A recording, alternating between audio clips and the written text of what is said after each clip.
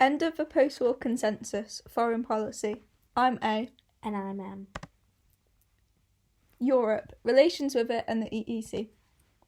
Britain entered the EEC in 1973.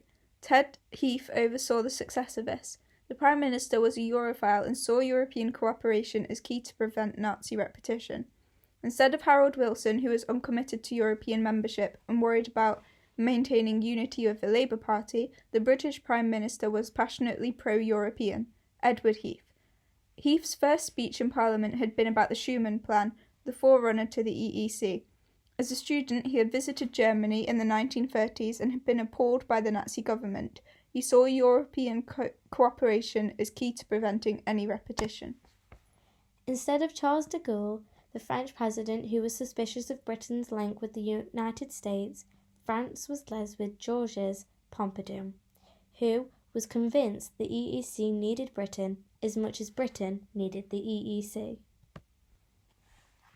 Doubters in the Conservative Party believed Britain would be surrendering their sovereignty.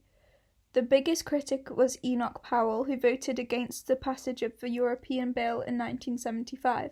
Powell voted against the passage of the European Bill through Parliament at every single stage. He believed that Heath had betrayed the country by signing the treaty before it had been debated in Parliament.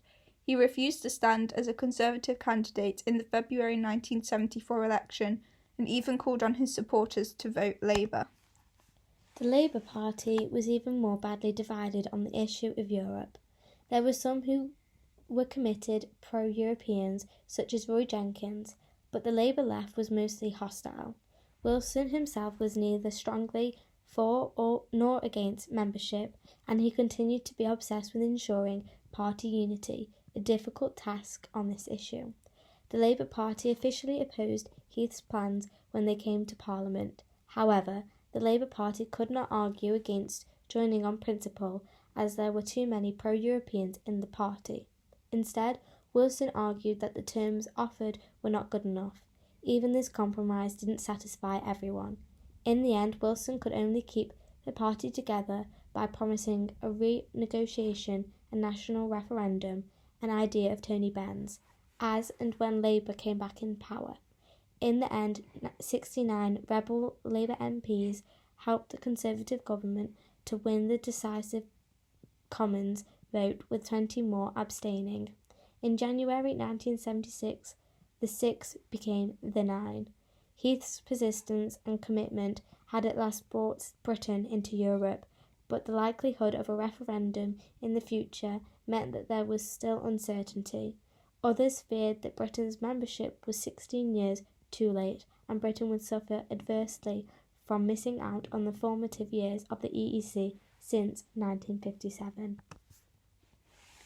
Labour left was against Heath's plans and proposed a national referendum devised by Tony Benn, which was known as the Yes and No campaign of 1975. USA and relations with it, Britain's. 1. The Yom Kippur War.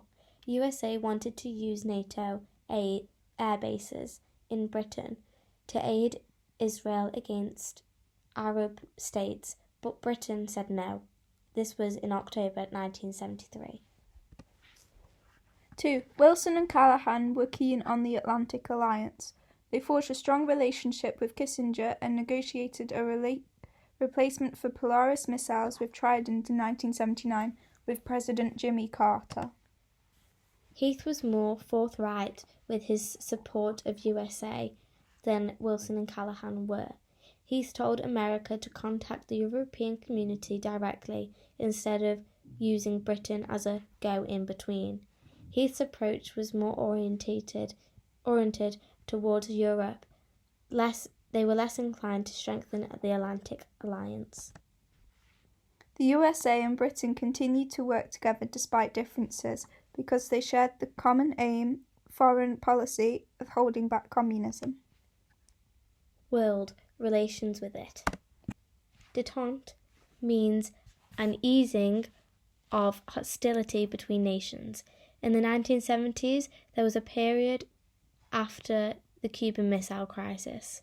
The USA President and USSR tried to prevent such a situation from reoccurring by enabling direct contact task. When did the Cuban Missile Crisis take place? Georgy Markov affair. This showed underlying tensions due to fear of USSR influence in Europe. Markov was a Bulgarian who defected to the West in 1969 and was outspoken against Bulgarian communist regime. He was assassinated in London in 1978 by suspected KGB, which was never proved, and this is the Russian Secret Service. Relations with China. Up until early 1970s, relations between China and Britain and the USA were strained. This changed in 1971 when Nixon announced a thawing of relations following a visit to China in February 1972, where he held meetings with the Chinese leader. March, Britain followed suit, agreeing an exchange of ambassadors. Heath made visits to China from 1974, and he was named People's Friendship Envoy, which was a very high honour. In October 1979, Premier Howe visited Britain as part of a European tour. This was the first visit to Britain since a communist revolution. Thanks, guys. Thank you.